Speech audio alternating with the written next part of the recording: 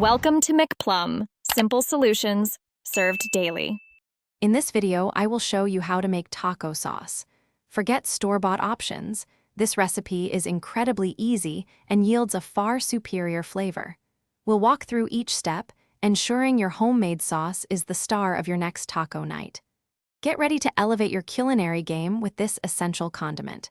It's truly the only way to make it. Now, let's gather our essential ingredients. You'll need 8 ounces of plain tomato sauce and 1/4 cup of water. For the spices, grab 2 tablespoons of chili powder, 1 teaspoon of ground cumin, 1/2 teaspoon of garlic powder, and 1/4 teaspoon of onion powder.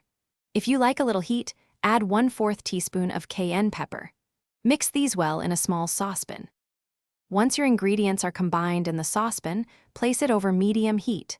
Bring the mixture to a gentle simmer, making sure to stir frequently. This prevents the sauce from sticking to the bottom and helps the flavors meld beautifully. Let it simmer for about 10 to 15 minutes. You'll notice it thickens slightly, developing that rich, authentic taco sauce consistency we're aiming for. After simmering, remove your delicious taco sauce from the heat and let it cool completely. Once cooled, transfer it to an airtight container or jar.